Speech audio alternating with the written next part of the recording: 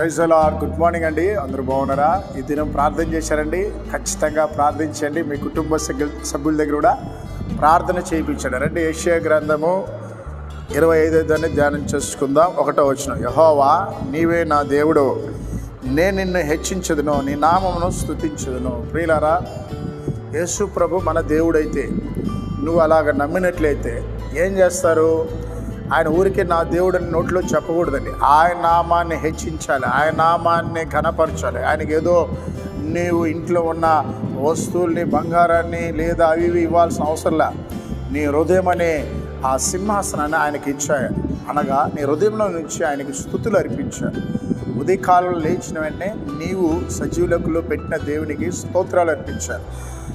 నీవు ఒకసారి ఆలోచించినట్లయితే నీ జీవితంలో నీ స్నేహితులు, నీకు బంధువులు ఎంతోమంది చనిపోయారు. అయితే నిన్ను దేవుడి నేటి దినమున సజీవులకులో ఉంచాడు. ఎందుకోసం అంటే ఆయన నామాన్ని హెచ్చించండి. నీకు కష్టాలు ఉంటుంది, బాధలు ఉంటుంది, ఇరుకులు ఉంటుంది, అనారోగ్యం ఉంటుంది, ఆర్థిక ఇబ్బందులు ఉంటుంది. కానీ మొట్టమొదటగా నువ్వు చేయాల్సిన పని ఏంటంటే ప్రభుని హెచ్చించాలి, ప్రభు నామాన్ని స్తుతించాలి, ప్రభు నామాన్ని కనపరచాలి. ఆయన అన్నాడు కదా, నన్ను ప్రేమించు వారిని నేను ప్రేమిస్తానన్నాడు.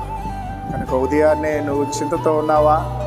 ఉదయకాలన నిరాశతో ఉన్నారా? ఉదయకాలన కలవరంతో ఉన్నారా? భయపడకు సహోదరి, భయపడకు తండ్రి, భయపడకు యవనస్తులారా.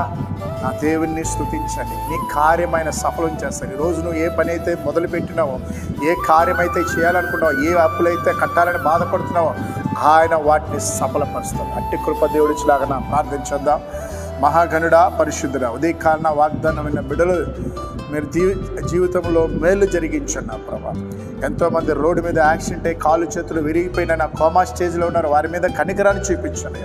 రోడ్డు మీద ప్రయాణం చేసే వారికి, ట్రైన్లో ప్రయాణం చేసే వారికి క్షేమం దయించండి నా ప్రభా. కాలేజీకి వెళ్తున్న బిడ్డలకి, స్కూల్కి వెళ్తున్న బిడ్డలకి తోడునమని ప్రార్థిస్తున్నాం.